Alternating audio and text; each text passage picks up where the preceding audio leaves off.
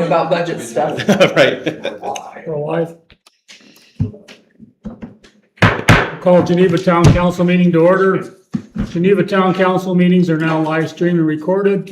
Your participation in the meeting is your consent to the recording and rebroadcasting of the meeting in the town's YouTube channel. If we would all rise for the Pledge of Allegiance.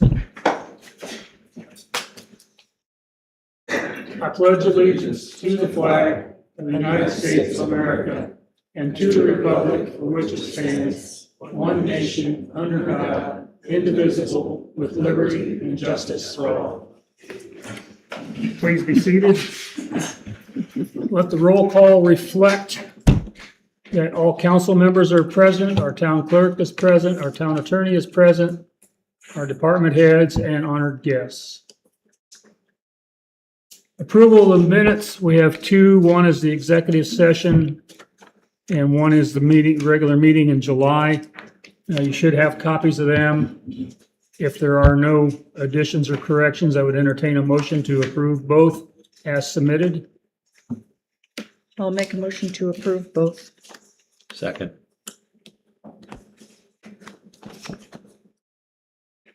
Any other comments? If not, all in favor of approving signify by saying aye. Aye. Opposed, like no. Motion passes. There was no citizen comments requested. Ordinance 2026-6, compensation for PACER certification. You should have a copy of that in your file.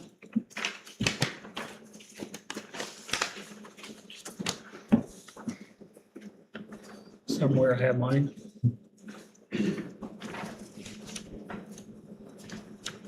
Need a copy. I got one. Here we go, somewhere. right here. That's 25. Here it is. The ordinance is, oh, that's the wrong number too. That's dash. I think it's, you have it right here on Why do I top. have 7 or 8? You should have 6 and 7. Yeah. Okay, here it is. Here, now I see what it means. It's an ordinance amending ordinance number 2025-8. That's my confusion. Of the town of Geneva to provide additional compensation for employees who obtain and maintain PACER certification. Just real quickly, the PACER certification is a requirement we have now for street inspections. It's part of our community crossing process, et cetera. Whereas the town of Geneva, Indiana previously adopted ordinance 2025-8 as amended ordinance 2026-2 and ordinance 2026-3, fixing the salaries, compensations, and benefits, programs, and clothing allowances of the appointed officers and the town of Geneva for the calendar year. The town council desires to amend the ordinance to provide additional requirements for the PACER certifications. That's the short version. Do I have a motion to introduce? We're making a motion to introduce. We need to do that before there's any conversation on it, right? Correct. I'll make a motion to introduce ordinance 2026-6. Do I have a second to introduce, motion to introduce? Andrew? Discussion. Okay, I just want to clarify if I'm reading it correctly. Nick will be able to answer this. So when we look at C, the paragraph that describes how the money is to be paid, the first part says it's $750 per year, but then when we go down to maybe the second or third sentence, about the middle of that paragraph, the additional compensation provided under subsection shall first be paid upon the employee's initial completion of the PACER. So they'll get it that year, and then thereafter during the third week of December each subsequent year. So the first year they get $750 to get that certification, and then the second set $750 comes the next year.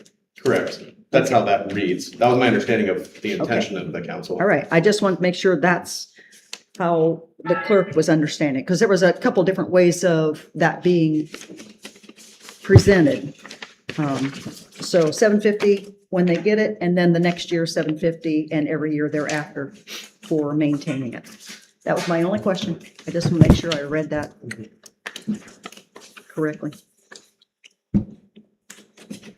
Additional comments, questions?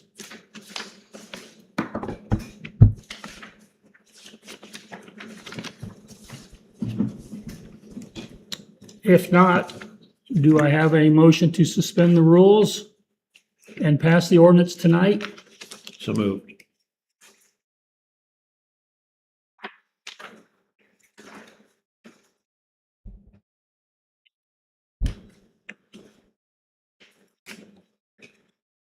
Do I have a second to suspend the rules? I'll make a second. Is there any other discussion? If not, I'll call for the question to approve the ordinance number 2026-6, amending the previous ordinance listed as 2025-8.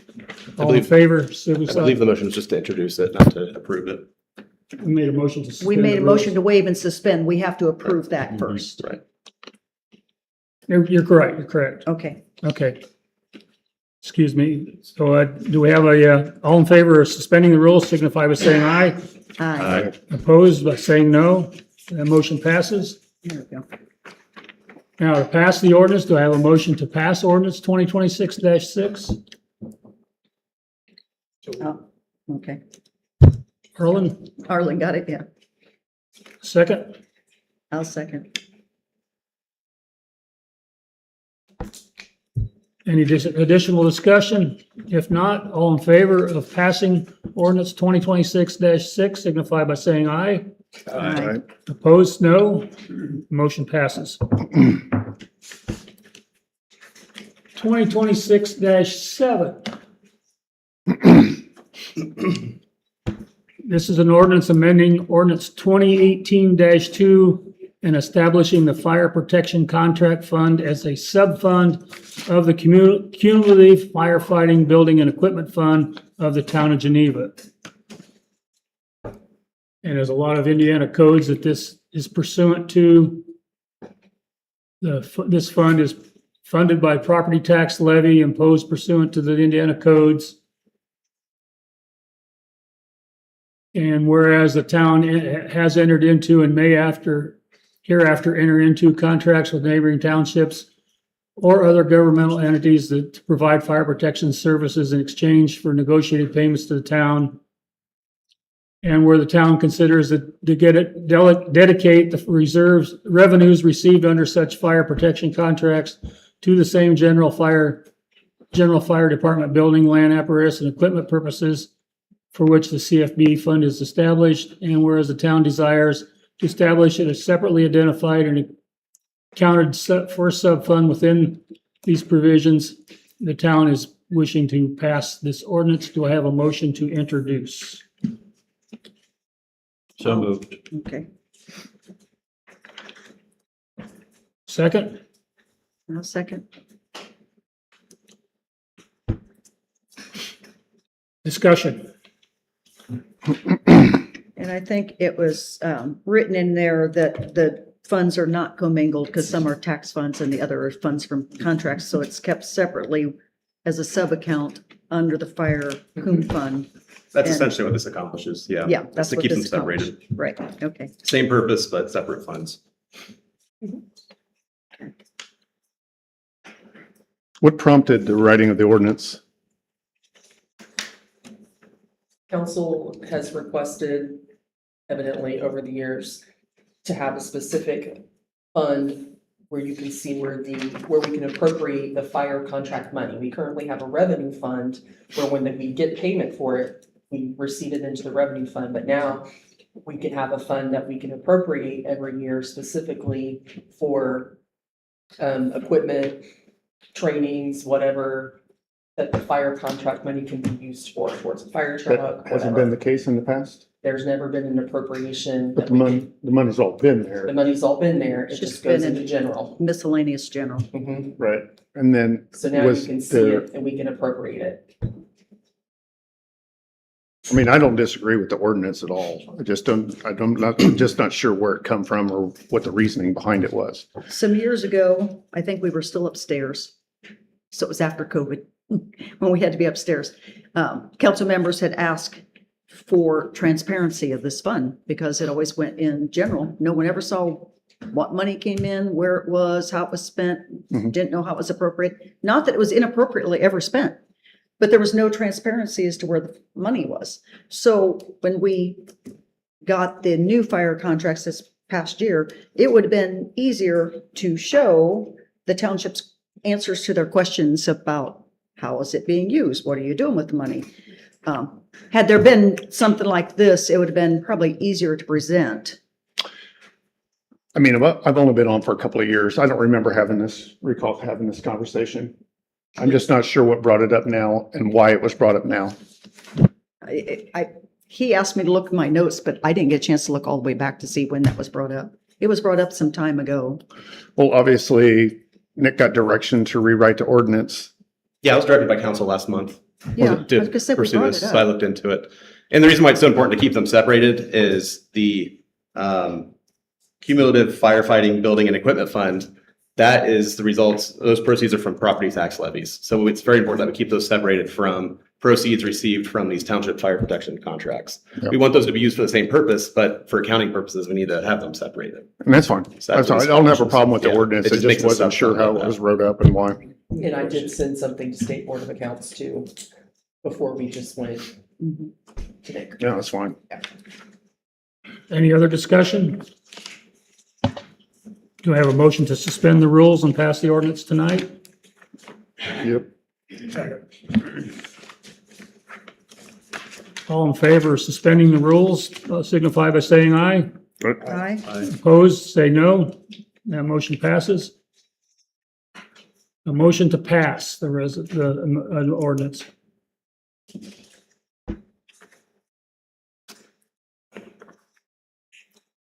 I'll make a motion to pass ordinance 2026-7. Do I have a second? Second. Any other discussion? If not, all in favor of passing the ordinance 2026-7, signify by saying aye. Aye. Opposed, no. Motion passes. Monthly department reports. Police, you're on deck.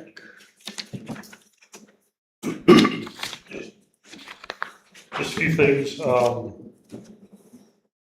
Got our baseline firearms qualification training. Everybody made it through that with flying colors. I know we had one of our body cams fail. We did get notification that that body cam is not repairable. So the new one's about $775. So we'll be getting that ordered up pretty soon. That'll put us back up to 4 body cams. I don't know if we want to talk about now that we've got a couple quotes for the internet over at the new PD building. One of them's from Wired. They're the folks that done the transition in here. Then we received a second quote from Echo Technologies. I know Matt met with Echo when they were here. From what it looks like, the numbers, as far as what their installation is pretty close to the same. We've not dealt with Echo. I know we've, like I said, Wired is the group that does the work here in the town hall. So I don't know what the councils or if Matt's got anything else to add into it. I know there's about $800 difference between the two quotes. Like I said, I've not dealt with Echo, so I don't know how they are to work with and so forth. I know what it was like trying to work with Wired, so. Echo's about $866 more. I don't know if it, to me, probably worth the headache from all the problems I've heard out of the Wire group. Do we have any references for Echo? I was not given any, no. We've been trying to get providers for this from the county for quite some time. It's been a typical ongoing saga. It's probably one of the biggest things that's keeping us from moving forward with the news. Now, we won't do this box up here anymore?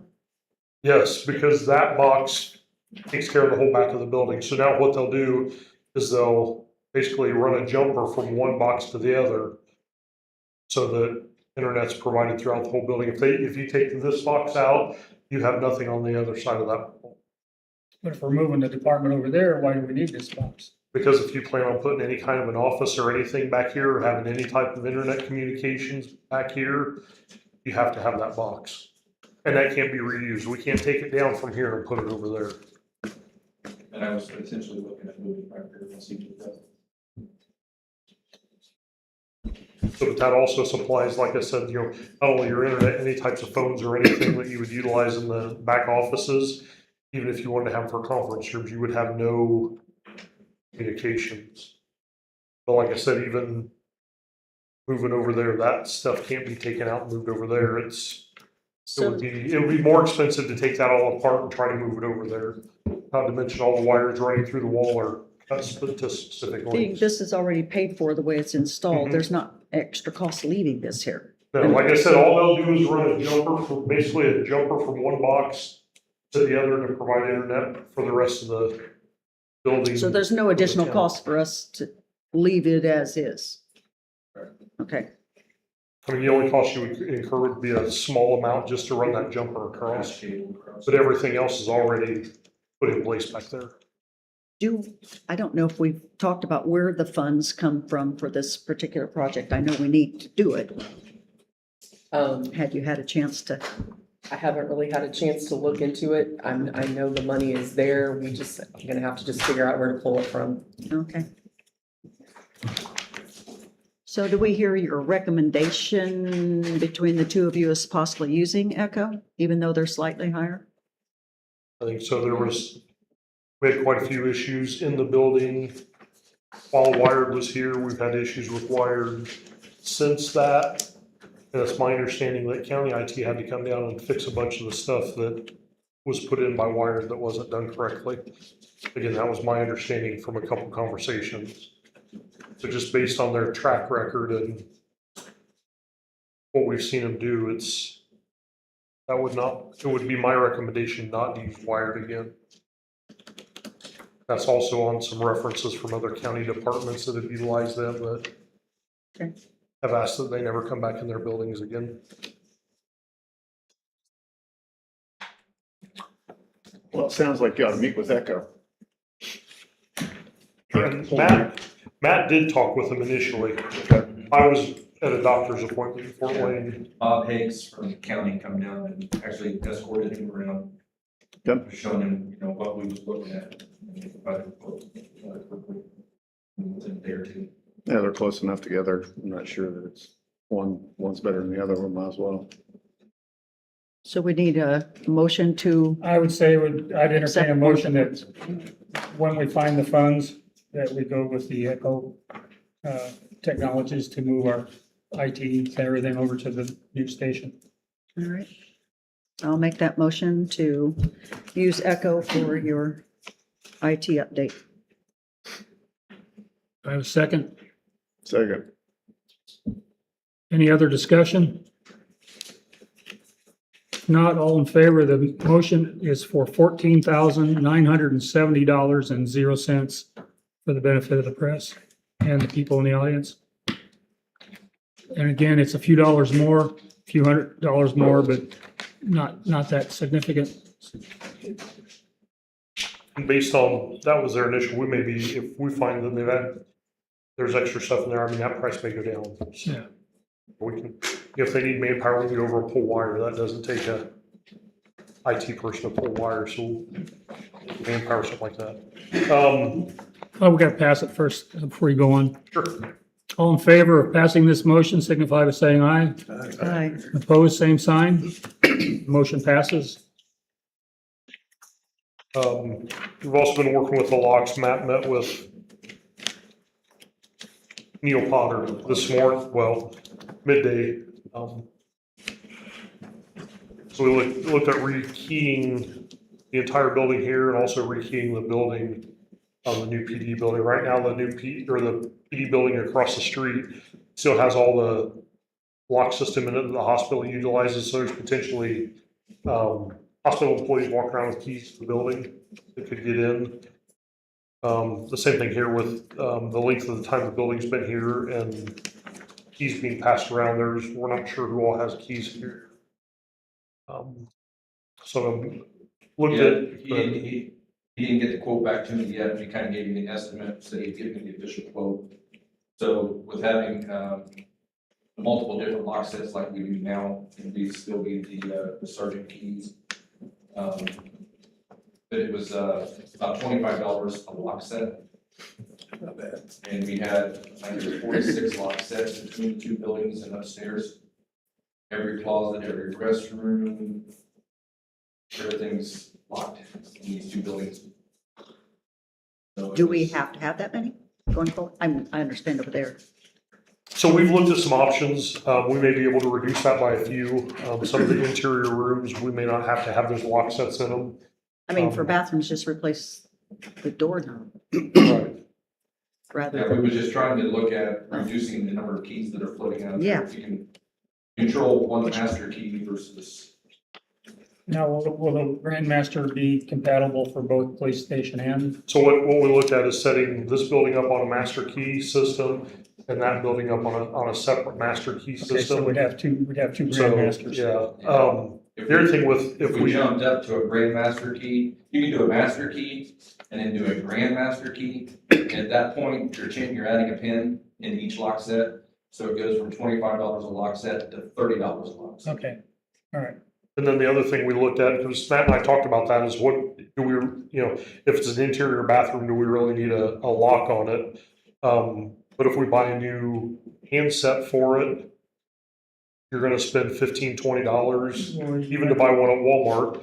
If they just change the core out, it's $25 also. I think on the restrooms, you'd want them just for the privacy issue. Like the So, ones in here, that's a one station. but what we're looking at, if we rekey them and they stay as a locked door with a key, or if we buy a complete new handset, we're apples to apples even across the board. So it's easier just to put the key system back in it, and everything's there. So like you said, 46 of them at $25 a piece is what we're looking at ballpark.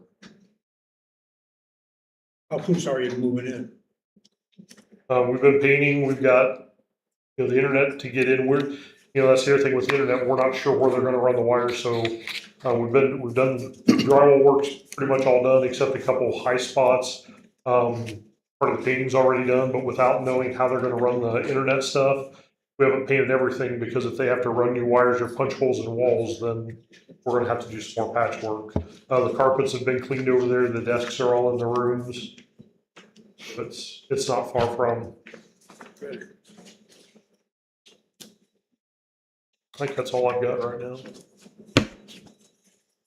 Cool. Do we need to make a decision to go ahead with the locks change and stuff like that? It'd probably be a good idea to have a motion to go ahead with the lock Make a replacement motion that we change the locks. with the company stated by Dwayne. Add that to it. Potter, lock and safe.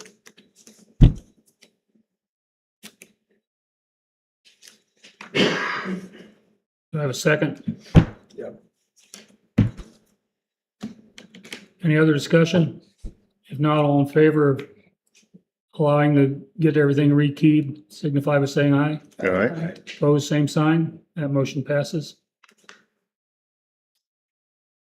Anything else? Nope, I think that's it right now. Fire department? All right, so everybody got my report from last month. One item that did happen last month, I had consulted with Tina, it was under the dollar amount, so, I got it taken care of, but the air air conditioner unit for the Haney building, the motor failed and capacitor failed. Don Myers Plumbing came down and took care of that a couple weeks ago within the day. It was roughly about $500 to fix that repair, so. That unit's about 10 years old. So that's been taken care of. The other item that's still an outstanding item that we've talked about for a couple months, previously had a quote from Leakey Brothers to do the add a sewer clean out to the fire station bathrooms. Their quote was $1,780. Last month, I wasn't able to give you any new quotes because nobody came back with me in time. We got another quote from Andrews Plumbing out of Decatur to install the sewer clean out is $1,725. And then the next step, which is quoted in 2 different line items, to actually go through and clean the cast iron pipes and get the descaling and everything out so that way we don't have problems, is $3,975 to do that. And they would like to do that at the same time to install the clean out, because what they'll do is they'll actually descale all that metal and catch it rather than putting it further into our sewer system that then Doug and the wastewater have a mess to deal with out there. Leakey Brothers did not quote descaling or cleaning the pipes. They just quoted installing clean out. And then I was going to consult Bloom and Reber to see what they would do to go in and jet to clean that out. Talking with Carl, he said they can definitely do it. He did not give me a price dollar. Previous work that I've had Bloom and Reber do was under $1,000. I don't know if they're quoting 2 different processes, and that's why this one's so much more from Andrews versus what Bloom and Reber would provide. But Bloom and Reber didn't specify that they would be catching any of the material, so it would more than likely push that metal debris into the sewer pipes. That hopefully gets all the way out to the wastewater and doesn't clog up sewer mains through town and create more problems for other users. It came in a little higher than what I was anticipating, to be honest with you. Those are some of the information I've gathered from contractors of what some are maybe benefits to consider in the price of what we're. Oops. I see a note here that talked about whether it's a 4-inch or a 6-inch. Do we know what size that line is? Yeah, I think that's a disclaimer that they just put on all their quotes because they cameraed the whole line to make sure they could locate it properly. And Vern, who owns Andrews Plumbing, reviewed the whole camera and the whole videotape, and they knew it was a 4-inch main. They taped out every 10 feet inside the fire station and told me the depth every 10 feet. So I think they know it's a 4-inch, and previous work that was just completed to the bathrooms, we know it's a 4-inch. So that's just a standard disclaimer. I believe that's a standard disclaimer. So we're talking $5,700 for the whole project if Andrews does it. If Andrews did the whole project versus multiple contractors going the other way, and I don't have a firm figure, just an estimate of what I've witnessed in the past that may be more than what I anticipated. So I don't want to have you hold me accountable to what my expectations are, because I've been wrong before. I'm not perfect. Council, what are your desires? Well, it sounds like we need both of these processes done. You know, we need a clean out to be put in and we need to clean out the lines. It's just whether or not, Leakey just gave us the price for the one, and then it would be using Bloom and Reber to come out and do the clean out, but we don't know what that would be, but likely at least 1,000 possibly. So there could be a savings, but I'm not sure that Bloom and Reber have the equipment to do cast To clean iron. out that I know part? that I think they just water jet. It is a water jet. When I talked to Carl, he said they have a specific head nozzle that he felt would take care of the problem. Both contractors, in talking about how they would descale this, said it will last several more years. I asked what that estimated time frame is. They all kind of said 5 years, and then might have more problems. So I did, Lynn, on your request, I did ask about lining. Bloom and Reber doesn't do lining, Leakey Brothers doesn't do lining. Andrews has a separate contractor that does do the lining that we're familiar with, and I asked, what that would take to go all the way to the sewer main. And the response I got was, "You're not gonna like it." I said, "What does that mean in dollars?" And they said, "You're probably gonna be cheaper just to cut out all the concrete and put in all new pipe." And I'm like, "You're saying tens of thousands?" They're saying probably more than $25,000. And I'm going, yeah, that might be cheap to cut out the concrete. That's a massive undertaking. You would think that it's less evasive, like boring, like we're doing at Red Gold, that would be cheaper, but I guess that technology is pretty expensive for what the materials and the technology is. Okay. Something has to be done. Does council want to make a motion to approve one or two bids that we've had submitted? I'll make a motion, we accept the Andrews Plumbing bid and get it all done and taken care of to the best of what we can do. I believe, Tina, the money can come out of that fund you were talking about. Okay. That's where, The Handy The- Building Fund. yeah, the windows. We do have and about 18,000 in there right now. I the looked it roof, up already. I think would be close to maybe not being able to do the projects. Do I have a second to that motion?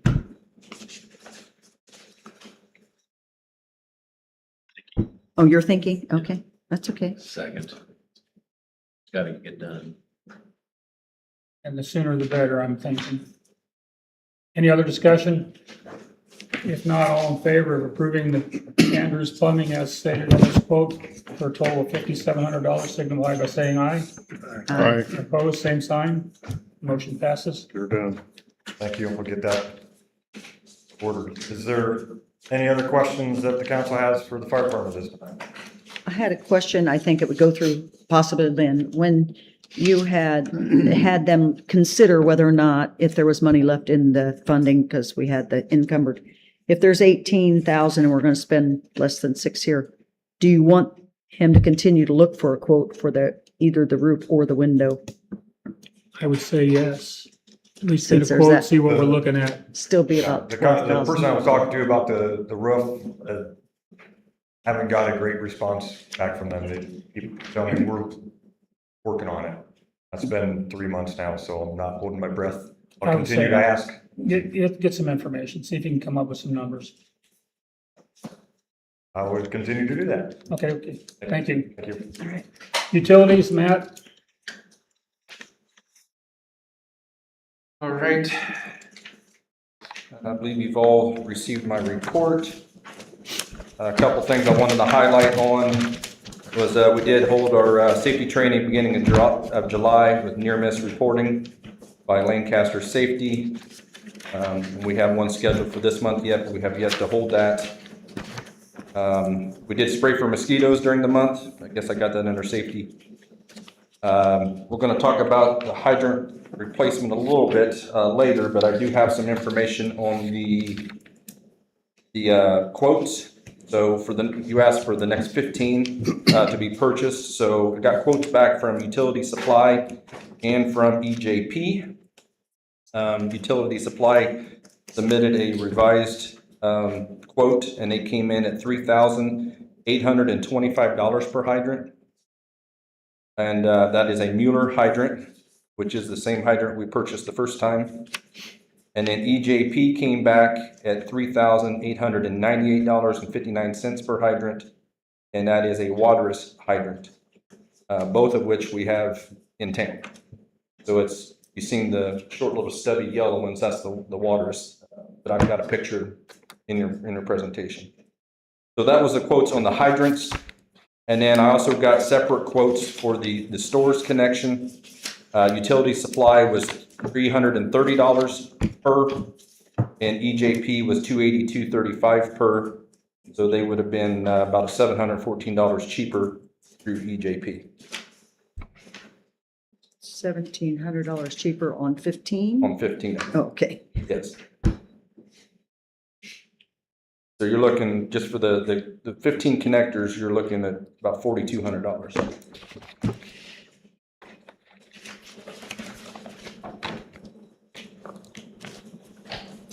Don't know if you wanted to act on any of that right now, or Are the stores connections the stores connection, regardless of which hydrant it goes on, whoever the man, doesn't matter. yep. Now you get that adapter connection from either manufacturer. So we could order the hydrant with Mueller and order the storts later with EJP? Save money on both? Just a second. And one of the things we was looking at is, we've got Mueller and Waters both in the ground right now. Is trying to simplify it to get minimal number of different types, just for keeping of supplies and service, and, keeping that familiarity. To me, it makes sense that we have one type of hydrant, because then you only have one type of parts you have to stock, not two, which can cause issues. Mhm. I would suggest we stay with the Mueller hydrants and we buy the Stores Connects from EJP and save that money. So we have in the hydrant fund, 57,521. Getting the 15 hydrants from utility supply is gonna be 57,375. That's gonna leave a couple $100 left in that appropriation. So that doesn't include the sports connections, Okay, just for That's if we information. that's if we buy in this year. Correct. If we wait until the first of the year, those numbers will change. Right, so next year, I don't have my budget in here with me, it goes up a little bit, I think it might be like 59,000, that'll be in the but the hydrant cost of the account. hydrants might go up too. But the cost of the hydrants might go up too. Council, what do you want to do? I have a motion of some sort. I'll make a motion that we approve getting the Mueller hydrants and the EJP Storts. I don't know if we need to order them now or we can wait a month or two. I don't know how long the quote is good Yeah. for. I gotta see, availability as well. I asked both of that and I have not received it yet. Because the last time when we ordered it took several months before Correct. we actually got it. We might not even get them till January. That's And we've possible. only put 4 in the ground. Excuse me? We're ordering more fire hydrants, but we put 4 in the ground. Okay, so I have 11 fire hydrants down at the barn. If we're talking about ordering more. I mean, we need to start talking about implementation as opposed to ordering more. Yep. And How that's- critical is the store's adapter? That's not for me to answer. Money's going. If the money's gonna be better, if the money's gonna be better next year, if we can afford the hydrants this year, put off the adapters to maybe next year, knowing that we still have 11 hydrants set up in the barn, put in plus potentially 15 more. Mhm. The waiting to get the adapters installed on the hydrants next year may not be a big issue. The threads that'll be on there, we'll still be able to hook a hydrant to, but as Linda just pointed out, yeah, we gotta get the right adapter, because we have a whole bag of adapters. Mhm. Because there hasn't been a standard in the town. Last year, I think it was, that we finally approved through the town. This is the standard of how we're gonna have the fittings and everything going forward.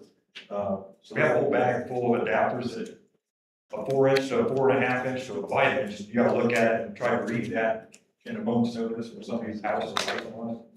It adds a little extra stress, so this simplifies that. Yes, my question is that maybe we don't need them on every one of them now. If there was gonna be an issue with that, as far as getting hydrants and putting in the ground. I mean, I'm not opposed to stores adapters. I know that there's a lot of fire hydrants around the area that doesn't have them. I mean, you know, you're functional without them as well. Should be nicer, sure. You know, and I'm not, $330 a piece or $283 a piece is not gonna make the difference. I mean, as far as that goes. My bigger issue is just how important were they if I needed to get another half a dozen fire hydrants in the ground and it didn't have stores adapters on them, that's okay. Because we can always adapt to go to them, right? So I think that when we start talking about getting more fire hydrants, and we need to talk about getting them in ground. And we was talking about getting Yoder to come in and help out with that, but it's a timing thing and whether or not we can actually get them in the ground. I mean, if we would get another 15 hydrants in the ground, are you anticipating using Yoder to put all of them in? Like I say, we're gonna discuss that under old business. Okay. That was what I proposed. Yeah, the reason, Sam, for the 15 was last year when I brought up this concern. We currently have 40 hydrants that are on the not working or Sure. barely working unless you got 3 bullboxes to go over there and do it work. So we got 40, so that's where we're getting 15 last year, got us closer, 15 this year gets us to where we have 10 left over. And then the immediate urgent need subsides, and then we can start doing less per year and a more budgeted, easier to manage installation timeframe and all that stuff. It's just these first 40 are so critical right now that I, as a fire chief, I'm pushing to say, let's do what we can as quickly as we can this year and make it 10 next year, and then we can go to And I understand your 35 concern, because years. nobody wants fire hydrants that aren't working, but we're almost up to a year now. Which that And discussion it's just is like then whether or moved not, to- you know, Matt came in late, but the bottom line is that we're almost at a year for something that considered critical, and they're still sitting at the barn. That's what we brought up last year, and that's where Matt said he was coming, this month with proposed ideas of how to solve that. Gotcha. Question, Mark. Okay. You run rural and town, okay. How often do you run out of water in the rural area when you're going out to fight a fire? Is it often, every time, or not? Yeah, I mean, every time we run out on a rural fire, we're coming back to town, we're going out for water. We don't have a water source outside of town that's sustainable, and easy access. And every fire, we're going through multiple truckloads of water. Yeah, We're coming back and filling but, up. but you can still, you still have water at the pump, at the engine. They put My a drop, they point got a is- drop tank there. Okay, the tanker drops the tank, we I put it in there and we pump out of that. I understand, but I've been listening to this hydrant talk for a long time. We don't have any hydrants in the country, but you don't run out of water because you haul it. Correct? Well, we get it from a hydrant. So the water's gotta come from somewhere, so I guess. I know, but I mean, on a rural fire, there's no hydrant. None of this talk. So you still fight the fire and you're able to do what you need to do. Yeah, Is this hydrant thing an old fashioned thing? Maybe we need to go another direction.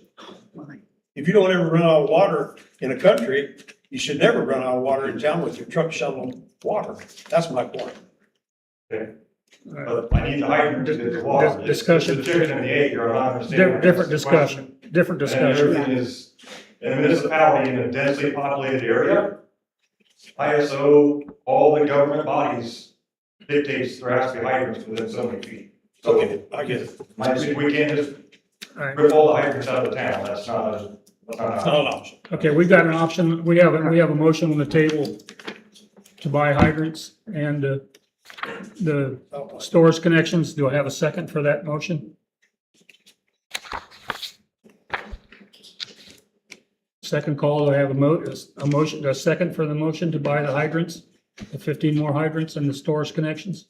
I guess I'd like to know when we're gonna get them in the ground. I mean, if it's gonna be. That was why I asked That's- that question there. Do we even need? I want to buy them, but I'd like to have, Yeah, when you kind of need to That's- talk about yeah. more business too, and yeah, I mean, that's the thing is, And if they're gonna, that's, if we can get it in by the end of the year, well, if we're gonna cover it, if we're gonna cover it under old business, then it would be discussed under old business. We're talking right now about buying hydrants. We don't know if they're in stock though, as you said, you didn't Correct. ask that question. Yep. And I know I mean, I'll last year. second neither one of them got back with me if they were in Yeah. stock Myself. Yeah. get the the, week. So you don't have to talk about the Red Gold project anymore. Couple other, just quick updates. So the doors were put in at the well and the PD, so those are installed and complete and actually came in under estimates, so that was good. We did install some new security lights at Affolter Park. We fixed the lights over at the PD, removed a lot of dead trees and limbs and stuff down at Affolter Park, and I'll talk about Affolter Park next month. And an update on the IT and phone migrations. The IT migration went extremely well. ESI was very prepared, had a lot of pre-meetings, so the switchover was pretty seamless. There was an email out to everyone about Duo. We're kind of in a stall pattern right now because they're having some conversation about, you know, who needs to use it and what frequency, so we're not deploying that at this point. So I know everyone sitting here probably got that, so please hold off on that. And then the migration on the phones, for the most part, went okay. We had to fix a couple issues, fire department, police department, and then the fire system and the lobby out here, but everything is up and running as expected. Last thing, at that point.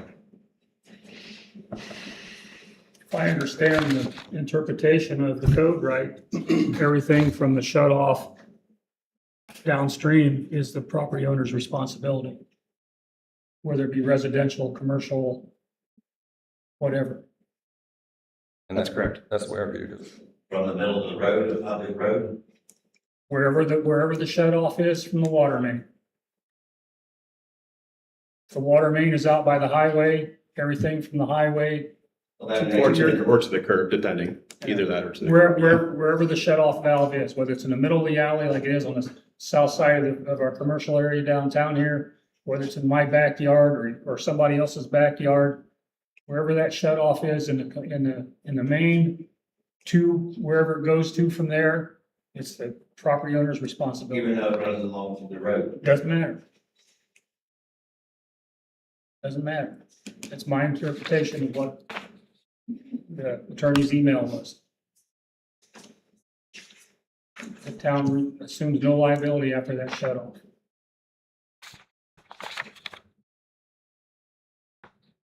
So this master meter that you're talking about putting in, that would be an area that the town would be responsible for putting Yes, that it would in? be there at the shut-off valve, and, Where it originally was. you know, we had discussed internally about doing that, and then I also got contact from another municipality that had the same issue, Okay, and that was their recommendation as well, that they went through and put a master meter in as well, kind of keep track of if there was water loss. You know, put that before the valve or after. It would, Be directly attached to the valve. yeah, it'd be right there with the valve.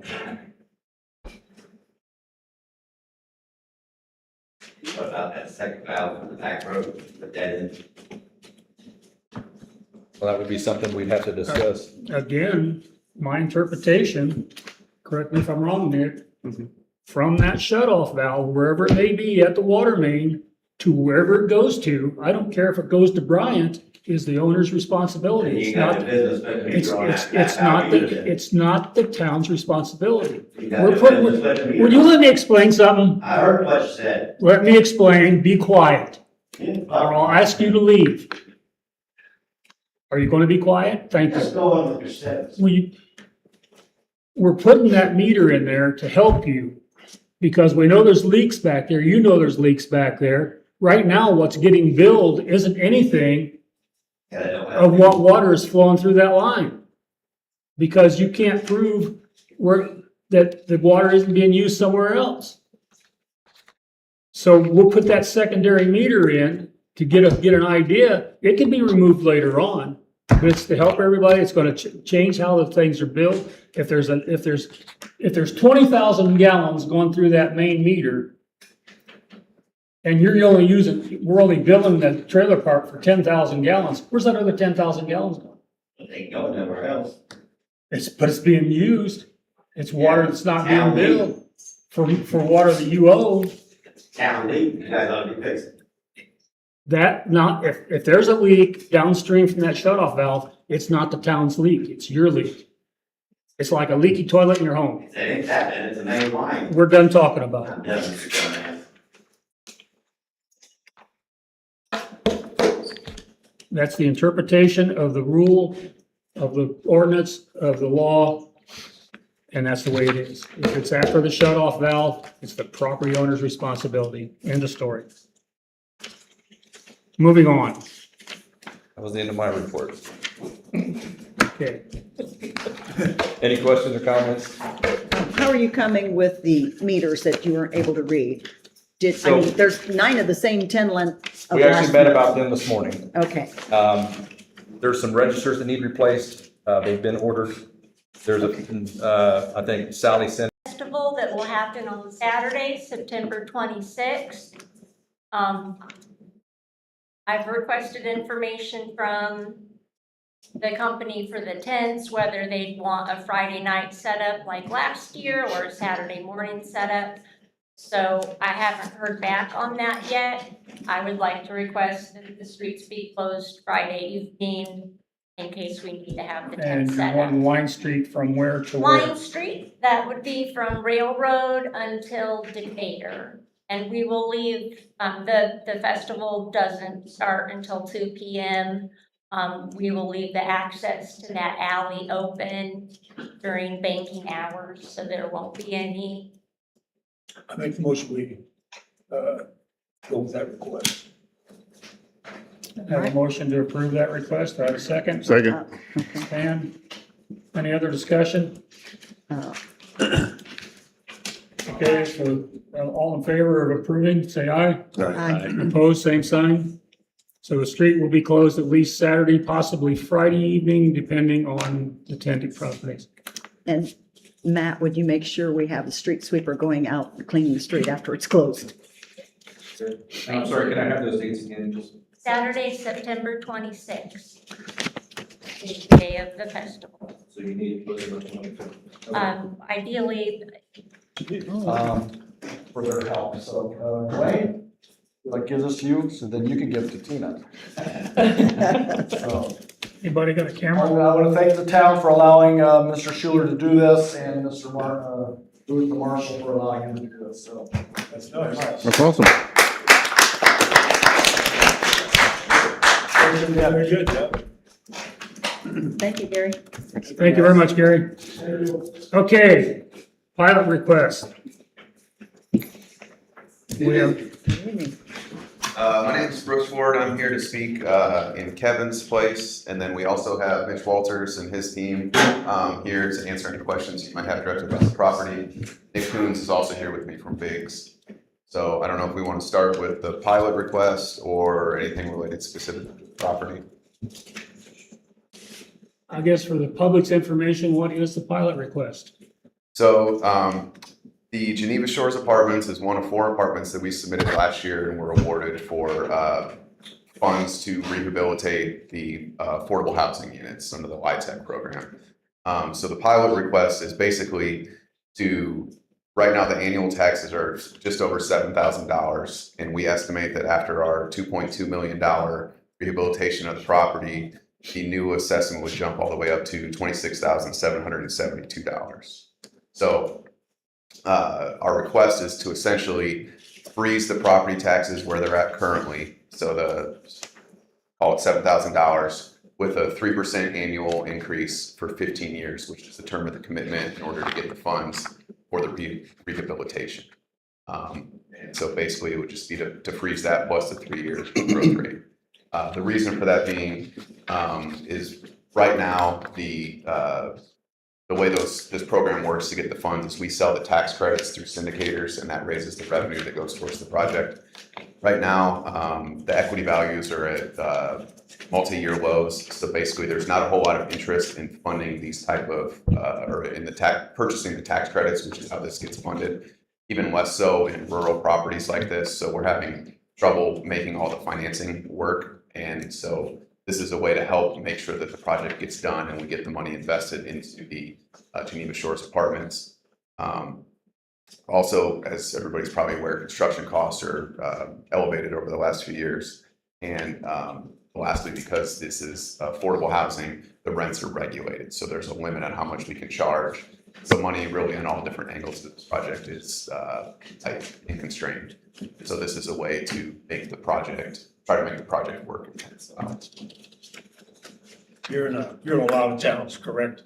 Yes, yeah, so we. Have you had the same issue in other towns, something similar to this? Yeah, so we are speaking to other towns about this pilot. Pilot's very similar to an abatement. There's some legal definition differences that we can go through it here, but it's similar to an abatement and how it works. But yeah, so we are working. As we said, this application included 4 properties, and we have pitched one of the other properties as well on this, and I believe that got approved. Yeah, so that pilot got approved, which helps, get this facilitated. Which municipality was that? It's Garrett. Yeah. Garrett. Is that amount of years that you're asking for 15? Yeah, so that's our commitment. When we accept those funds, we have to keep basically it's a 15-year commitment under that rehabilitation that we are committing to keep the rents affordable.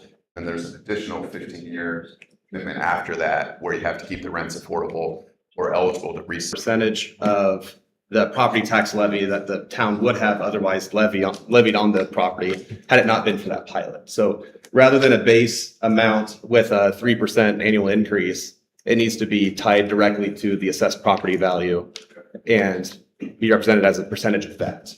So that's one concern I see with what's been presented here. Not that that can't be changed or negotiated upon. Another understanding I have, difference between a town pilot and a municipal pilot is that a town pilot, any funds received there during the pilot period are restricted funds. So they have to be put into an affordable housing fund that the town must create, and it can only be used for affordable housing purposes from there on out. So it's not a general property tax revenue as it would have been otherwise. So those are the two main legal considerations that I have for the council. So what you're saying is if we were to approve something like this, as far as our general fund receipts would be reduced because it's restricted to select the municipal. That's correct. Mhm. So if we don't do any affordable housing, it just sits there forever. Yes, yeah, it has to be placed in an affordable housing fund. That does not apply to the county level, that applies to the town level. So now, in abatement, my understanding is eventually we receive all of our tax dollars. This will never receive the money that we lose in these 15 or 30 years. Well, yeah, you wouldn't receive the money directly from us in like the form of a tax payment, whether that's in the pilot or the tax abatement. And, but I think generally in a tax abatement, the way that the money is repaid is the investment spurs other investment in other taxes. That's how it gets paid back. I don't know. But so if we got a tax abatement, we wouldn't pay that back in 15 years or whatever directly. It's driving investment or driving traffic or We get revenue tax through other money, means. though, don't We we? get an increment.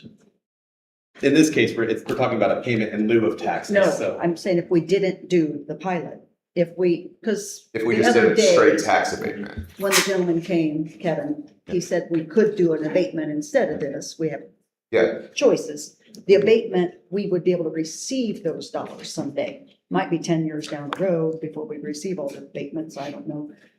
According to all the other ones we have.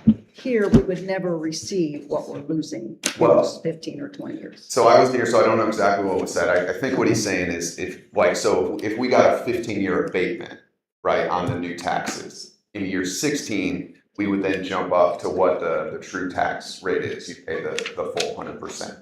But you wouldn't get the 15 years of back abated taxes directly paid from us. You get an increment every year, you get a step up like 10%. Yeah, I was thinking, I thought we got every year that 10% difference of what we would have been collecting. I thought in so many years, you're made whole, Yeah, you're made whole after, like, if it's a 5 year, you get it after 5 years, and 10 years. but you're making up what you didn't receive, correct? That's the way I understood how the abatements work. I'd have to ask your dad again. Yeah, and my understanding is for the pilot, though, that is not a requirement, but it's tied in with your low income housing tax credit that you're seeking from Indiana. Yeah. That's the process that they specify in this case. Yeah, So, well, yeah, just real quick on the abatement. So like, say it's a 5-year abatement, right? So years 1 through 5, we wouldn't pay that increase in tax. But in year 6, you would jump up to whatever the full assessed value tax amount is. But we wouldn't be repaying like the back taxes that were abated during the first 5 years. So I'm not sure I'm clear on it. You pay no taxes for 5 years. No, So the existing tax amount on the property is just over $7,000. So I'm just gonna round it to $7,000. We would continue to pay that as is. What we're asking for is after we spend the $2.2 million rehabilitating the property, the new tax rate would jump from $7,000 to almost $27,000. So what we're asking for is relief on that $20,000 raise or increase. Because without that, it makes this project very hard to pencil and to make us move forward with it. And so this is a property that has 24 units at it, 20 of them are affordable housing, which, you know, there's not a whole lot of multifamily housing available anyway, let alone, you know, affordable housing in the area. So Are you saying full capacity full, or are you got, what kind of percent are you running? right now, I believe it's at 96% occupancy. Yeah. And then we had another stat in here. There's You don't receive any of this stuff, right? yeah, so we had a study from the Gill Group done at the time we submitted this application to the state. And they identified 2,175 income eligible renter households in the primary market area. whereas we only have 24 units at issue here. So, we're capturing only less than 1% of those income eligible renters in the area. So there's a huge demand for this. And it's, maybe we'll get into later, they can talk about some issues they've had at the property and why this investment is needed. But again, it's just to kind of summarize, it's just over $2.2 million that we're looking to invest.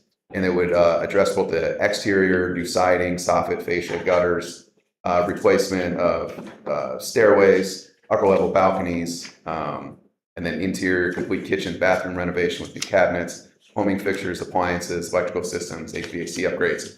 So it really is a total, soup to nuts remodel of the property.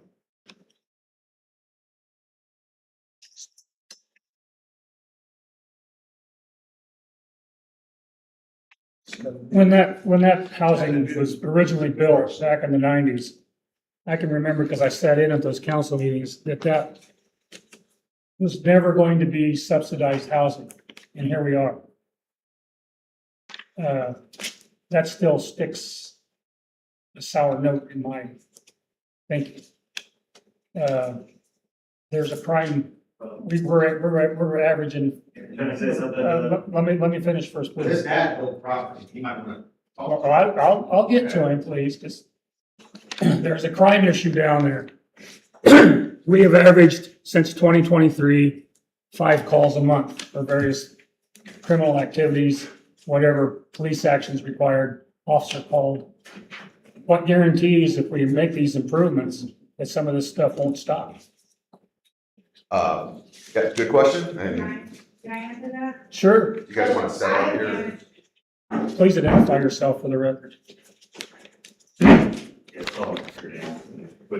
I'm Terry Silva, I'm the property manager. I have managed it since 2023.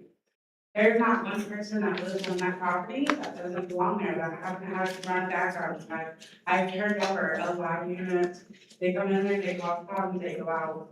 I'm available 24 hours a day for the police department. They call me, they come to my house. The sheriff's calling at 3 a.m. I always answer. I'm always available to help them. That being said, why are we having an average of 5 calls a month down there for I don't police know that we sometimes? are. Pardon me? I don't know that we are.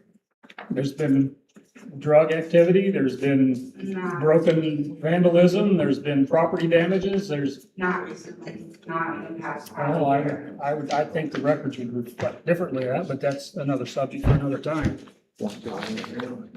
Sure. You get 5 calls a month out there, Based on the numbers that we saw, that was an average. average. That's in the CAD system.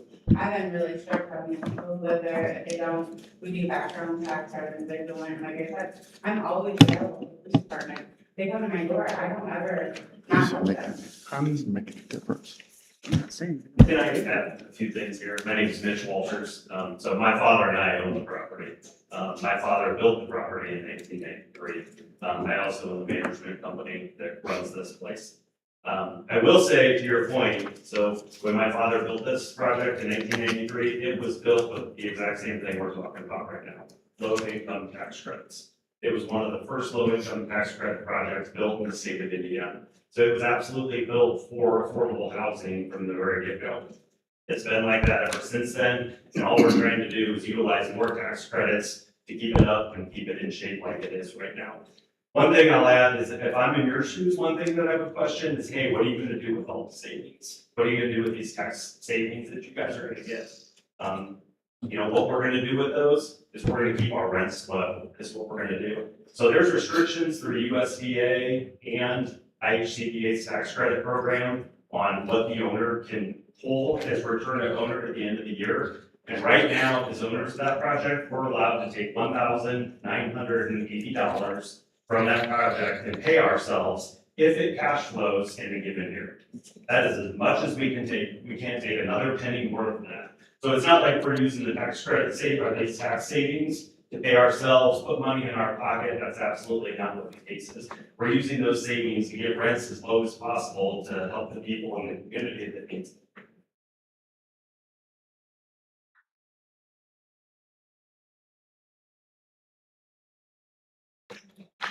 May I ask something? Is it all right? Yes, please. Hi, I'm Bobby Cunningham, and I'm the regional property manager for the property, so I handle not site level, but just the next level up. So I'm still involved with the managers quite a bit. And I've been the regional manager for probably 4 years at Geneva Shores. And I do acknowledge there have been a lot of issues, probably more than 5 calls in a month. Had to be, because they were calling me and I was talking to the police, and what are you seeing? I tried to open communication because I didn't understand it, and I personally live an hour away. Carrie just lives right down the street. But, one of the things that we have been doing is, and it's important to me for my team, is to make sure that they know the community rules. Not just the tenants, but the actual managers. Because if they understand them, they can enforce them with the confidence. And the thing that I tell them most certainly is to be very consistent. There may be some things that irritate us from time to time, but, the drug issue is a huge problem for a lot of properties out there. But if we're consistent and we're watching, we're listening, there are procedures, we invite people to come in and talk to us in the offices. Please let us know what's going on. Please sign a paper so, they own the statement, because a lot of times people just like to come in and complain. And we don't really, people like to complain, but once they sign it, they own it, and then we own it at that point. Now, something that I would like to see at Geneva as well is to get security cameras. I find that that's helpful because when they're on site, people see them and start to act a little better is what I've noticed. Or they catch the people that there's a lot of hearsay, because we can probably listen to people and believe every word they're saying. But unless I can take it to a judge and in front of them and say, here is my proof, here is the evidence, and it's not a contractual issue where they're behind on grant, which is more black and white. We go to court for something that's, like a disciplinary issue, I need to be able to back it up. And that's what I tell my managers, which is why we teach the rules so much and give them that confidence to enforce them. And so that they can go there, they can have all their documentation, and the judge can say, they're right. We've documented everything, we've taken care of everything, and my manager is confident, they feel good about what they're doing. And that makes room for people to come in who really need this help. We've got single parents that, honestly, I believe a lot of people are just one decision away or one thing away from like myself. If I lost my husband, I don't know what my financial situation would be, and I would need a place like that. There are people just so needy for this, and for me to have a safe place for my children to go, my grandchildren to go. Those are the people that we really try to serve, but everyone is absolutely welcome to apply. I can't keep people from applying, I want them to. There's the due process with our tenant selection plan to get the people in who do not have the criminal records. We have very stringent, it kicks out. We don't have to think about it. It's automatically done by a whole other company that looks over these things, and I don't have to put a personal opinion in it. That was alleviated from me, and that's a great relief. And it's just across the board. Once they're in, it's up to my managers to be confident in what they can and can't do, to do their proper documentation. And if there, has to be a turnover, which I don't ever like to make people homeless, but they can expect me to come in there and, fix their toilet. I need to expect them to have those expectations that they can rise to and meet that, all right, to have a home, I do need to report things. I do need to have my property inspected. And we're all a team. And that's what I want us to be, all the team. And we, personally here at Geneva, I'm tickled with this town. Since I come in, I saw how pretty it is, was driving in those 4 years ago, and I thought, I bet they're close. And I think they look out for each other. And that's what I want for our community at Geneva Shores to do for the community here, to benefit y'all, because it's a big deal, just coming in, it's such a nice town. And I don't know, I know that it's a lot of money for the investors to put in, but I think there's so many people that deserve that safe home. You know, the moms, we've had children taken away because they haven't had homes to live in. But we give them a nice home where they don't have to worry about, you know, leaky, the winds in the winter time, or that they're gonna have air in the summer, that they're just gonna have a bed to sleep in. Those are, you know, I'm passionate about what I do. And just the thought of redoing this whole building and starting with so many nice new things to offer these people, you know, it's just, it's kind of glorious. They were gonna help so many people on the side, and I hope you consider it, because it really is, it's lovely. Thank you. I don't like tabling stuff very often, you know that. I mean, none of us do. But this is really new to me, and we haven't had a chance to even think. What kind of time frame are you working on for an answer? So, we were awarded the award back in November of last year. And typically by now, we would have had the funding in place and to have the construction schedule started. So as I alluded to before, we're having trouble locating the syndicators to fund the project and buy the tax credits. So we're hoping that in first quarter, we have all that buttoned up and we can get our construction plan going. I guess what I'm asking, can we buy a little bit of time here to discuss this among ourselves? Are you guys comfortable yet? Definitely. We just need some time to go through this Okay, I information. think so too, because this is pretty. Yeah, for sure. And so, yeah, let me clean up one thing real quick. So I stated earlier that Garrett, that was fully approved. That's actually not correct. We've done the similar thing. We've gone in front of the town council. They reviewed it with their attorney. They hired Baker Tilly to do an analysis. And we're having the follow-up meeting with them on Friday in person. So they're very receptive to it, but is it fully approved? So I just wanted to clean that up. Thank you.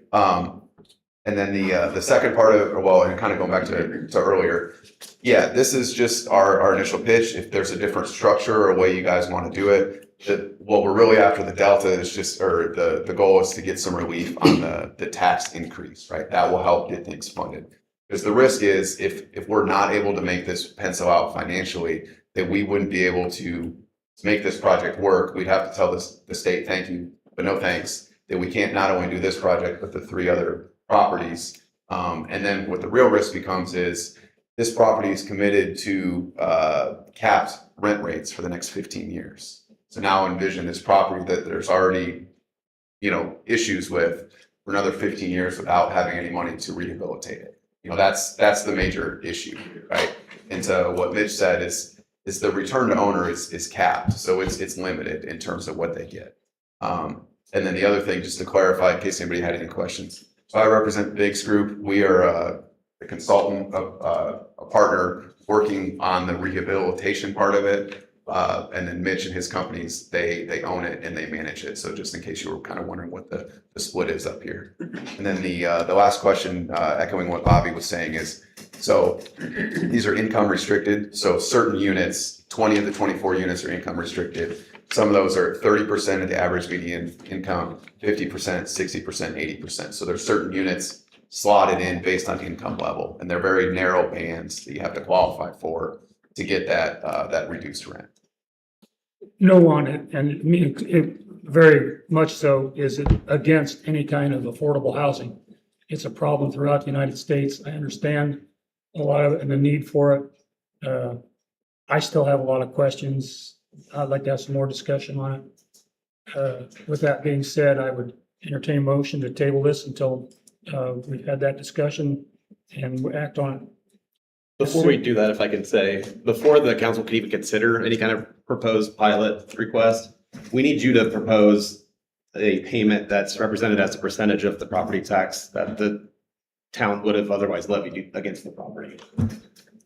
We can't consider a base amount with a 3% escalator annually based on the Indiana statute. Okay, so you just need a percentage amount versus a dollar amount of what the payment would be? Exactly, because in the next 15 years, you could make other improvements on the property outside the scope of this current project that could further increase those property tax values that the town would otherwise miss out on. So. That would be awesome. Yeah, I do. But it's still, I get what you're saying. It's Indiana statute, so to even consider it, we need some kind of proposed percentage of that. Okay. The other question I had, it occurred to me, is that if Geneva would go ahead and enter into the pilot program, which would basically freeze your property tax here, what does the county have to say? I mean, the county gets a piece. Last month, that's why we were here. And they defer us to us. Yeah. So my How was that question then? revolves around the fact is that if Geneva would make the decision to accept the pilot request, which is going to limit the amount of property tax that's going to actually go to the county, does the county also have to enter into an agreement with you to accept less over the period of 15 years? Geneva typically, roundabout numbers, gets 50%. Town of Geneva gets 50% of the property tax you guys are paying. The rest of it goes to the county, schools, whatever, blah, blah, blah, right? If you would go ahead and make the improvements that you're talking about, the county stands to miss out on a large percentage of the money that they would get from their property tax chunk, right? So if Geneva would agree to go to the pilot program and cap that whole thing, do you guys also have to enter an agreement with the county to take less money over the next 15 years? That is a good question. I don't know the answer to that. That's my understanding. Is that your understanding? That's my understanding. So of it. even if Geneva would go ahead and agree to the pilot request, this county, Adams County actually has to agree to go ahead and take less money over the term of the agreement as well, which is that the way you understand it? Because just off the top of my head, that's kind of the way I'm seeing it, because I'm not sure the county would agree just because I Geneva will did. have to ask somebody smarter than I for some details on that. I do know that it was discussed in the county level meeting. I wasn't there for that, so I don't know exactly how that discussion went. Certainly if Nick's, saying that, I don't know if they referred us to you guys first because you're the starting point and then we go back to the county, or how this really is roundabout way. 'Cause they referred us to. It down started, here. the county and says, you need to talk to Geneva first. Yeah, so I don't know if that's what we need to do. So, does that mean you have to go and make the same presentation to the county? it sounds like there's a good chance that could happen. And if that's, if we're able to get agreement here and that's what needs to happen, obviously we would go do that. Okay. The town can only speak to its 50%-ish that it would otherwise receive. For everything else, you have to go to the county. I think the county itself was 17% last year, 17%. I think there's a lot more questions than answers, and I would entertain that we table this to And- obtain that information. Arlen already made that motion.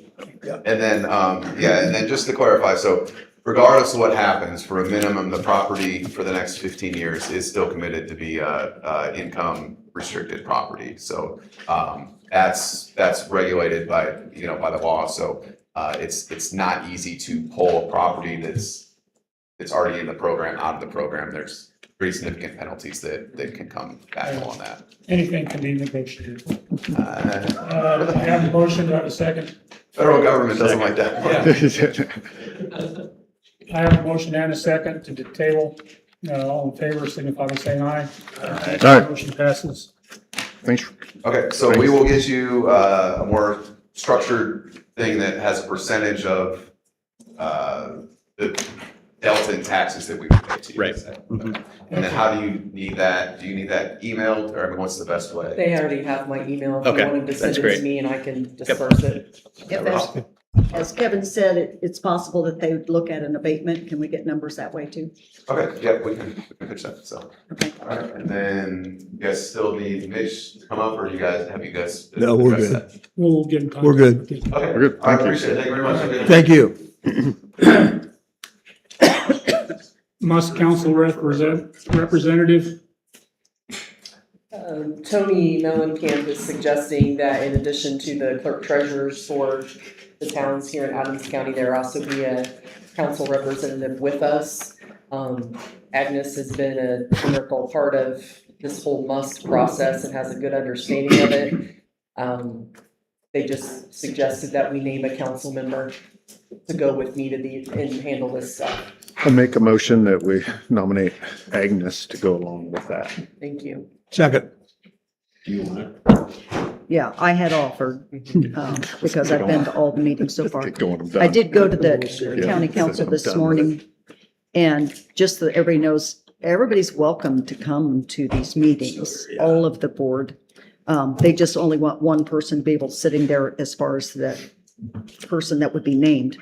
But the county council, they named someone today, they chose a person, but the whole council's gonna go to these meetings. I don't think they have the first one when it's set up, so if everybody wants to go, they certainly can. They just need someone named from every municipality. You're shaking your head, no, okay. Nothing to do with We it. have a motion and a second. We have a motion and a second to nominate Agnes to handle at the, all in favor, say aye. Motion passes. Arlen, there's two things on here you have for speed limit signs. Yeah, I've had and some- engine brakes. If we could defer that, because we also have in the old business discussion for the stop signs and some other stuff around. Bring it up town. later in the meeting. We'll just. That works. Talk about it then. Old business, Yoder excavating on fire hydrants. Matt, Yeah, I mean, basically I sent a breakdown, it's some time ago, just trying to get some assistance, try to get some stuff done. Recommendation was to try to bring in, Andy and Drew as seasonal, that's what we're calling, seasonal, to assist, with helping put in hydrants. Basically, if they are allowed to use our town equipment, being a seasonal employee, I would think they would be covered under insurance. I mean, Don is. But I don't know that fact. Would they be W-2'd rather than 1099? That would make them, that's an employee. And you checked with Bixler's, I think you had I mentioned. you did, reached they've out. not gotten back with me on that. From a legal liability perspective, having them as a seasonal employee or a part-timer, it's a messy way to solve what's going on here as far as getting the project completed. Usually that's what bidding and quoting procedures are reserved So for. they'd be is an for- independent contractor. Right, yeah. Where they're independently insured and liability falls on them. I can go back and get some bids if that's what we choose to do. I know, just in a verbal conversation, I did talk with another excavator, and he was like double and triple the cost. I was just trying to figure out a creative way of trying to get it done. let's get some apples and apples quotes here, whether they're using our equipment or whether they're using their own. And bring that back to us next month. Can I ask a quick question on that one? When you're saying they're double, triple the cost? With the Yoder one, some of our employees were gonna be helping. It wasn't just gonna be those two. There was gonna be our equipment plus some of our employees. I know the other company you're talking about. Does that also include using our own employees or them doing it themselves? It depends on how you quote it. I mean, if they're a seasonal worker, it depends on the job. As you get down into replacing a hydrant, you dig down, replace the hydrant, you're okay. Like the first one we did out on South Drive, it was completely concrete in. And then getting it out, we ended up blowing the line off. I just wondered if their cost was more because they aren't using our equipment and aren't using our employees, that they would just handle it all. I can ask that question of someone else and see. I just wondered. And do we have to put off doing any of this work until we get someone? Because we're going a whole nother month now. We're just not getting anywhere. Couldn't we, if we were looking at dedicating one day a week, if we would have gone this route, can we still dedicate one day a week and see if we can get one in once a week? I can understand exactly I can look at doing one day a week To wash it. and do that. My concern is something always comes up. Like next week, Trent's out all week. So something is always going up. This week, we're working on a regular project. So we can't do it with our other three guys or Trent, Trent's the excavator guy? The other guys don't do any of the excavating? Okay. And it's just nice to have that extra hand. When we got down to, we tried doing the one there on South Drive when Trent was out. He was hiding back. What about the other three we put in though? Those were just our guys. I wasn't here during that time. I know, but obviously it's doable. I'm assuming the three guys did. But, if we get down in there and like we tried doing it with the time the Trent was out. And we hit something, in a bad spot. And then we think it was some trouble. And of course, someone has to eat for a doctor's appointment and it has to be a mess. There's always something with everything. Try to get creative, try to figure out how to get into that. Can we be working on the maintenance and all the rest of them? We haven't touched that though either, it doesn't sound like. I've never seen in any of your reports, all the other maintenance on all the other hydrants that needed maintenance. Because they all have a report on them. We haven't done any of those either. It's like, I mean, we went through, did all the flushing, we did the lubrication of them earlier in the year. we did, Had to go through and do, all and replacing seals and all that stuff, now think about it. you have done some of that, okay. I just didn't remember seeing it in any of your reports. And we did the flushing in May. And that plan to do later in this year. Flushing's not taking care of the repairs that need it done. We go through and we flush them, we grease the threads, we put the pump in, we cycle them. Some of that maintenance stuff was caps that were rusted on. We'll look at it. If you had a magic wand, what would you do? Just bring in something, get more employees? I mean, that's kind of what I was putting down there, is to have a couple guys that's dedicated just to doing that. And then the guys, probably would have to have probably one guy with Andy and Drew. Guys were running the hydrovac, and it's gotta have a safety person there, watch the wall, watch equipment. So it needs to be a minimum of a 3-guy crew. Again, based upon complexity, go out digging a big open field, it's real easy to dig a hole, but when you're going around gas lines, electrical lines, and you gotta be careful. So I guess that's why I was just, that was my recommendation. It's gotta be a minimum of 3 people online to do it. Give us some solid numbers and we'll get it resolved. Okay. Town hall windows, Carlin, have you had any updates? I don't, I heard they're in, but that's all I've heard. The windows are in. I talked to Toby, senior at Limberlost Construction about 10 days ago. I think they were planning on starting in the next week or so. It's up to him, it's Yeah. not up to us, right? Yeah, they're on the schedule for this month Okay. sometime, so, but I don't have a firm date on that. Can I, while you're still there, what was our quote for the windows? Do you remember what that number was? Oh, gosh, 20 something. 20 something? Only because we're trying to find money for the IT. Yeah.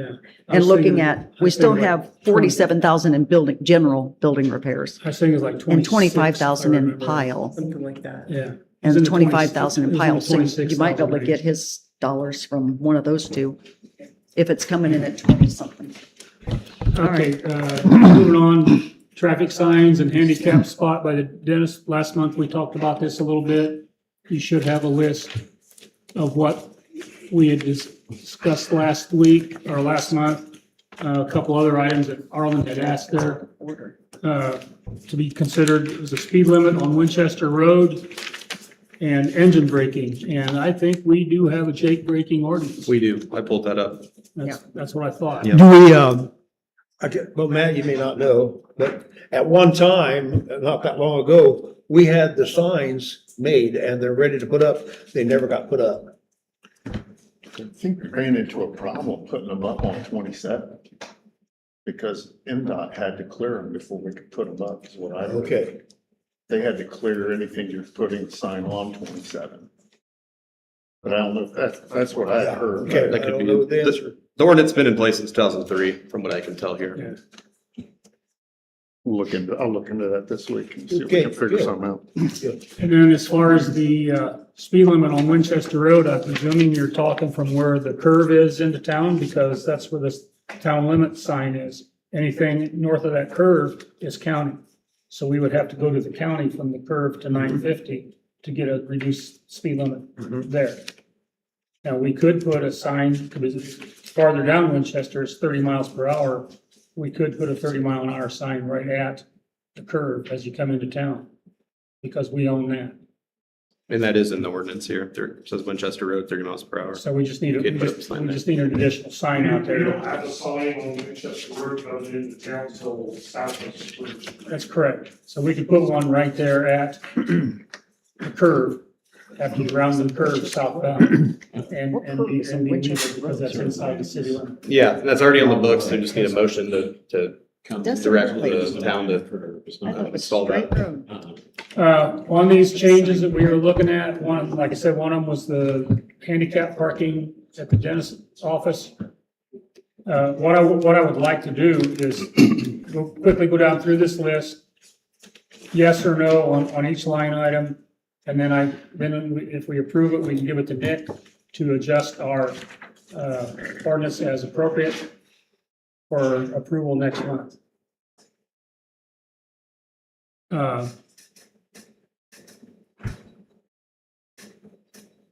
The first one is on the parking changes. Let's talk about the handicap parking at the dentist office. Yes. Is that a motion? Well, okay. Oh, do you need motions? I or thought you just said let us- you're- It's right in front of Is the. this one? The handicap parking would be right now, when we changed the parking on East Line Street because of the This- site issues at Railroad, we took one parking space away. The handicap parking for the dentist office is being suggested as being the very next parking space west. Be the first parking space on the east end of that street on the north side. Right. Yeah, sounds good. That's a motion, a second. Well, we'll just go through and yes or no, and then we'll just make a motion for all of them. He didn't want motions, I don't think. Am I correct? Do we want to change all parking on the east side of Washington Street from Railroad to, I want to say Washington Street, and to make that as 2-hour parking? Between 7 and 5. Pardon me? Between 7 and 5 only, Between and not 7 weekend. Between 7 and 5, correct. I think there are signs out there, we just can't find the ordinance to support it. Right. I think it was passed a long time ago. Yeah, we've looked everywhere. You're referring to White Street, you said Washington Street twice. Between Washington Street and Railroad Street on Line Street. 2-hour parking, there's this. Yeah, the signs have been up there, the ordinance has been in place forever, the issue. Yeah, is since that we- 95. Can't find it. There are pages out of the ordinance book that are just gone. Yeah. So if we could find an old ordinance book from like, I don't know, 25 years ago, You you know, said we used to write 95? parking tickets all the time. We just don't know where the ordinance is. It's like it's part of the page is missing. From what I'm seeing in my codified version, that's slightly out of date now. The only thing that's relevant here says no person shall park a vehicle longer than 2 hours on the east side of High Street from its intersection with East Line Street to the first alley north of East Line Street at any time. Yeah. So that's south side. So that's the only 2-hour parking that we have On High Street. in our codified. And it's on Yeah. High Street. Yeah. Right, that's what I said, the ordinance is meant for Line Street, the signs have been up there on Right. Line Street, but we can't find the verbiage in the ordinance any longer. Okay. So we need to modify that. Okay, that takes care of those 2 items. Traffic flow changes. We were talking about making the alley behind the new police station and the public library one-way west from High Street to the north-south alley between the bank and the library. And also add a stop sign at the northbound intersection of the alley. Are you okay with that, Laura? We had a stop sign, It would be from the alley coming north. like a stop sign in the alley? Where are you putting the stop sign? Where the 2 alleys intersect, By the bank and the library. by the Is that bank what and you the mean? library, yeah. Okay. For traffic going east-west or north-south? Are you talking about making it one way, you just say? Talked about one way, then he talked about the other way. Does anybody have any idea how much like a pole and a sign, does that stuff cost and put it in the ground? Matt does. I do have something to say. How much does it cost for a stop sign and a pole So we and get putting to it in the ground? So I looked at the alley, one alley south of Line Street, Huh? from start to finish, and counted up at every intersection, if we put stop signs, and if we put speed limit signs, and if we put posts, $5,500 just for that alley, plus labor.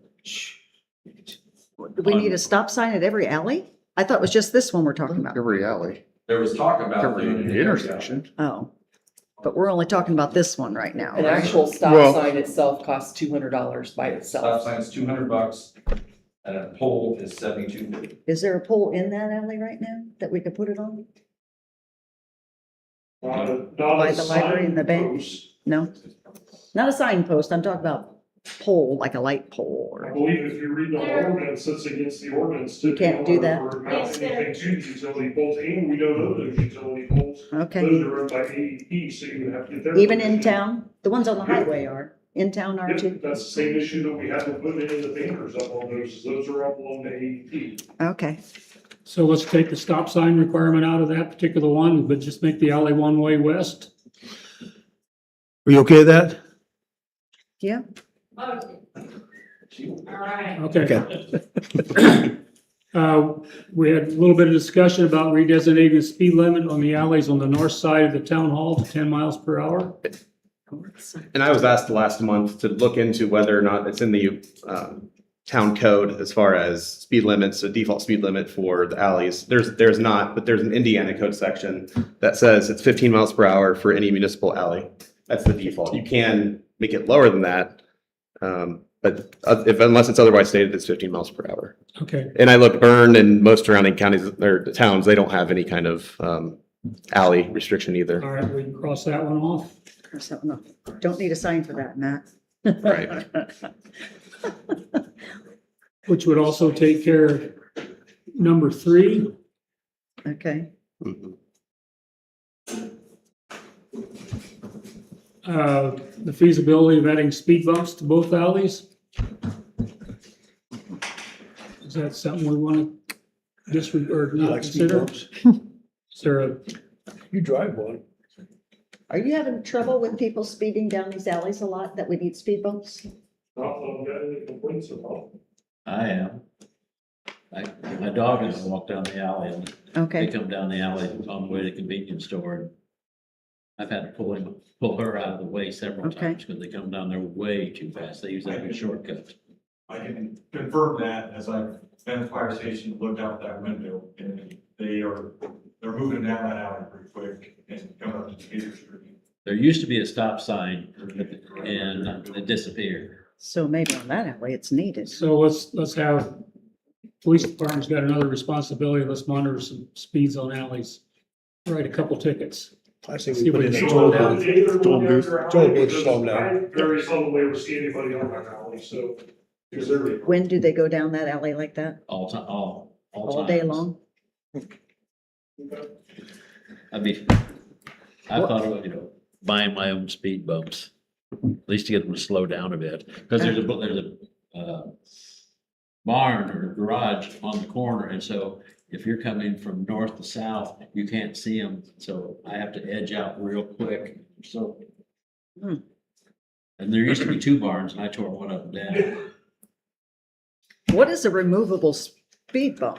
It's just, It's pinned in place. just pinned in place? Yeah. Okay. Wonder what those cost. You got that too? About $35 each. Oh, really? That's all? Yeah. Oh, well, They're rubber. All right, that's not too moving bad. on. So is that a no or a yes on this? Traffic control sign, that's a no on that. Okay. Traffic control signs, I just found you 2 stop signs if we approve this one. Make Williams Street northbound and southbound as a through street as opposed to a 3-way stop as it is now. Leave the current stop sign at 5th Street. This is the truck route for red gold. We currently just have temporary signs up there because they were destroyed in that windstorm caught the tree arms. So we haven't done anything with that in this incident. Do we want to make that make Williams back to a through street and leave 5th Street? The complaint we keep getting down there is the semis that are coming north on William Street and turning to go east into Red Bull. Don't make a complete stop as they're turning the corner. So we taking out that So stop if we sign. took those stop signs out, the trucks should roll right around that corner and not have to stop. That's the problem, those trucks going through there is probably 95% of the traffic. So we leave You that have a one. couple extra stop signs, you can put one in my alley. There's two up down there now, they can be repurposed. Relocate. What about going south then on that road? That semi trucks aren't going south on No, there's those. no trucks allowed with the, So we need, so you would take both stop signs. you out. take that stop sign out as The well. only stop sign at that intersection will be for eastbound Fifth Street. And if there was no stop sign and the semi doesn't stop, but the semi is going to be turning, right? So somebody going straight south wouldn't necessarily hit that semi No. without stopping. Okay. We talked about adding a no outlet sign on Wabash Valley Drive and Hickory Lane from South Drive. So what's the consensus on that number one there? Number one, yes. Yes. Okay, Yes. as it's written here. Okay. Got it. A no outline sign on Wabash Valley Drive and Hickory Lane from South Drive. That was at a request of the HOA. Well- Because that there is no outlet on that street. Okay. I think that can just be added. That doesn't need to be in the town code. Okay. Yeah. I do want to just discuss that quickly. There was 2 posts in that island. The first sign, or the first post had the street sign on it. The second post had a children playing sign. And I was requested to remove that sign and put the children playing on the front sign. Now, if you're coming into that drive, you can't see it unless you get right beside it and then look at it. So if you're coming into Old Hickory and you're turning, you do not see a no children playing sign, and you would not see No outlet. no outlet sign as well. I would question the validity of the request, personally. Yeah. Leave it as it is. So that's a no. Just no. Okay. Change the yield signs on both North Drive and South Drive to stop signs. In my, looking at both of them intersections and driven them many times and talking to some people who live on, back in that area, they don't have a real problem with it. And there is difficulty seeing, oncoming traffic down Rainbow Road. We want to change those yields to stops. Yes.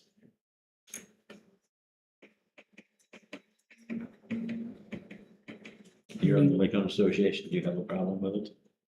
I personally don't, but I haven't talked to anybody that lives there.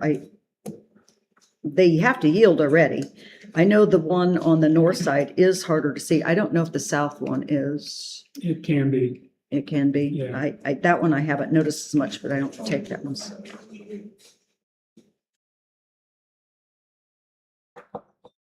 There goes my 2 stop signs. Oh, no, I'm not saying like I said, I don't have a problem with it. They have to yield already. Change the yield sign at North Railroad Street at Rainbow Road to a stop sign. You already stopped there. Change the yield sign at north. That's out by Casey's when you're going northbound on Railroad right now. Oh, I'm against the the stop sign there. You'd be against that? I'm very much against it. I honestly think we need one there with the increased truck traffic and the increased traffic going in and out of Casey's. People slip up the road and they come to that T and they go right through it. Well, and so many golf carts. Well, has there been any conflict, any accidents there that you know of, Dwayne? And I don't have any accidents in the alleys either, so. I say we don't do anything until we start having issues with accidents. Well, then you wouldn't We start put any having stop accidents. signs at Rainbow Road either then. Pardon? I said, but then you wouldn't put any stop signs at Rainbow Road either because there haven't been any I accidents there. think I'm against them. Oh, you are? Oh, okay. I'm against them Because it's working now. I know Okay, that, well, and railroad, northbound railroad is a lot of traffic and there's a lot of golf carts and bicyclists. Seems like stopping there would be good. consensus is on one particular item. Show of hands. For what? Put a consensus on this one particular line item for the stop signs at North Drive and South Drive. Oh. Show of hands, consensus. It's down on North Drive and South Drive. North Drive and South Drive, changing to stop signs. I don't have a problem with that one. I don't either. If you're in I favor don't have of a it, put your problem. hand up. Okay. Okay, keep that one. Number 4, the stop sign at Rainbow and Railroad. And what? The stop sign, the yield sign that is currently at Rainbow and Railroad, changing to a stop sign at the T intersection. Yeah, I think. Your yes. northbound right road. now it's a yield, Right right? now it's a yield. Do we I'd like want to see it stay as a yield, my personal opinion. quick consensus? Change? I'm good with that one. Change. Let's leave that one in. And then the last one, reestablish the four-way stop signs at the intersection of the alleys, the east-west alley, between Decatur Street and US 27, between East Line Street and Shapley Street. It's the alley that comes out behind the fire station and at the quick stop. There used to be stop signs there because that's a blind intersection. That's my intersection. My alleys. You can't vote. Conflict of interest. Four-way That's stop good. I signs. like that. Lynn, that's East, your best west move tonight. alley. Do we want to reestablish stop signs there? US 27. What's your feeling on that one? Because they're coming down there. I'm surprised somebody hasn't gotten hit because I've got Amish buggies coming all four ways and then people are using it as a shortcut. Because they don't go, rather than go another half block, they run down there and then go on to 27. So that leaves number 5 into the rewording. I think we should put that one up. Okay, all that being gone said, I'd entertain a motion to direct the appropriate changes to our traffic ordinance based on this conversation that we just had and the proposed changes. Do we all have the same ones checked? Pardon me? Do you want to read which ones we have checked? Yes. One is parking changes, 1 and 2. Okay, Traffic flow, 1. okay, Traffic control signs, 1. 3, 4, and 5. okay. Traffic flow 1, but no stop sign, right? In the alleys. Oh, that's true. Yeah. We took off the last sentence The on, first sentence, I'll make that except the motion. second sentence. Right. Yep. Right. Got it. that's what I got. All right. Do I have that motion? I did, I made the motion. Arlen? I have a second? I was told I couldn't vote.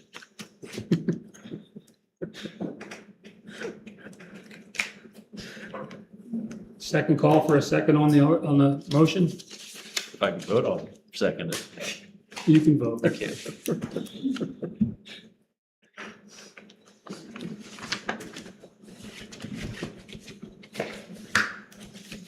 Did I get a second? Yes, for me. Andrew did. Any other discussion? If not, all in favor of making the changes, Aye. signify by saying aye. And if it doesn't work, we can always change it back. Yeah, they don't care. Okay, we talked about rekeying of the town hall and police department. I think we already talked about that. We did. Utility deposit decision that was brought up at the July meeting.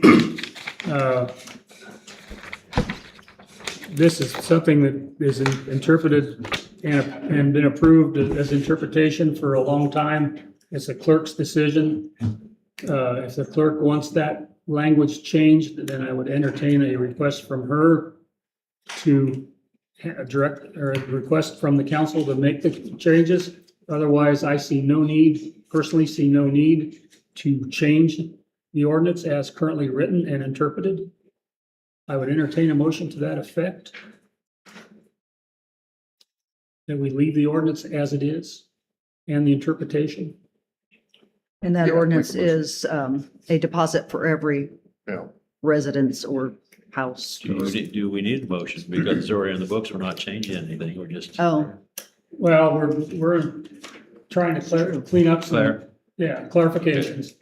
Stan made a motion. Do I have a second? I'll second. Any other discussion? The ordinance remains as it is until requested by the clerk's office. Approval of the bank recon. Motion to approve. So move. Second. Second. Discussion. If not, all in favor, say aye. Aye. Accounts payable. So moved. Motion. Agnes, Second. all in favor, say aye. Aye. Motion approved. Any town attorney comments or updates? Nothing else from me. Any council member Yes. updates at this Yes. time? Dwayne, I'd like to question, you again, on the state, on the engine brake thing. If the state has to give approval for that, are you saying that?